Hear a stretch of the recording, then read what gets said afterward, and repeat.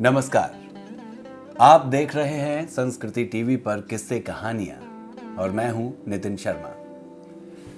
दोस्तों, आज के किस्से कहानियों में हम आगे बढ़ें उससे पहले अगर आप हमें फेसबुक पर देख रहे हैं तो लाइक कीजिए हमारा पेज, यूट्यूब पर देख रहे हैं तो इस चैनल को सब्सक्राइब करना मत भूलिए।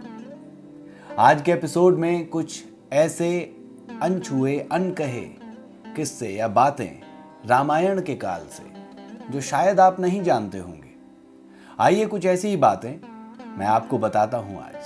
उस जंगल का नाम जहां राम, लक्ष्मण और सीता वनवास के दौरान रुके थे। रामायण महाकाव्य की कहानी के बारे में तो हम सभी जानते हैं कि राम और सीता लक्ष्मण के साथ 14 वर्षों के लिए वनवास गए थे और राक्षसों के राजा रावण को हराकर वापस अपने राज्य लौटे थे।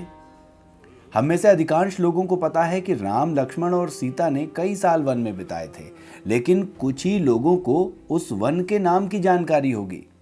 उस वन का नाम दंडकारण्य था, जिसमें सीता, राम और लक्ष्मण ने अपना वनवास बिताया था।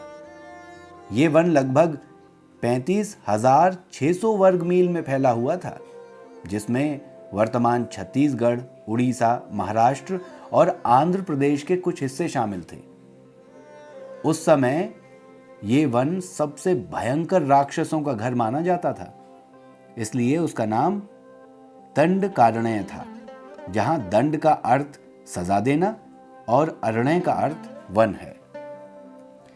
एक और जानकारी, लक्ष्मण रेखा प्रकरण का वर्णन वाल्मीकि रामायण में है ही नहीं।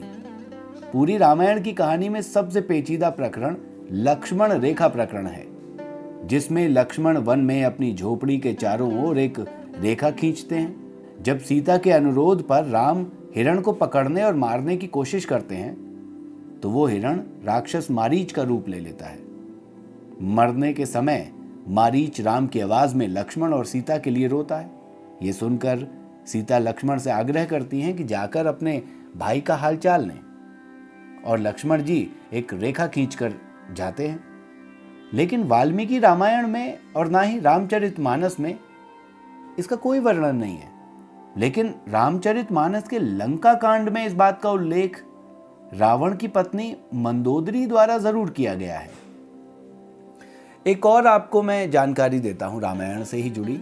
रावण एक उत्कृष्ट वीणा वादक था। रावण सभी राक्षसों का राजा तो था ही, बचपन में वो सभी लोगों से डरता था क्योंकि उसके 10 सिर थे। भगवान शिव के प्रति उसकी दृढ़ आस्था थी।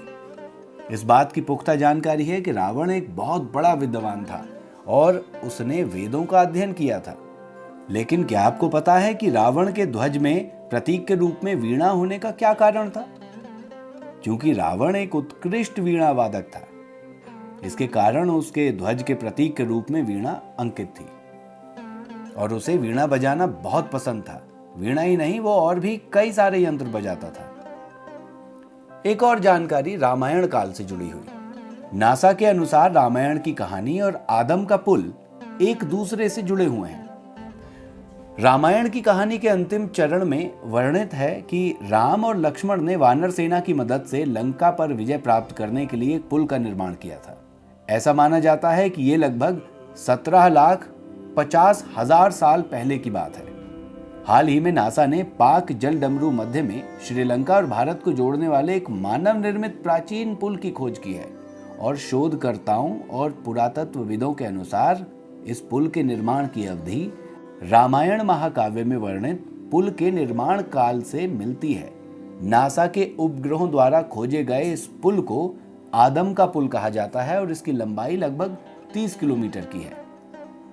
तो दोस्तों, ये बात थी रामायण काल से जुड़े कुछ ऐसे किस्सों की, या कहें ऐसी जानकारी की जो बहुत कम लोग जानते हैं। अगले एपिसोड में कुछ ऐसी ही जानकारी लेकर आपसे मुलाकात होगी। तब तक देखते रहिए संस्कृति टीवी। नमस्ते।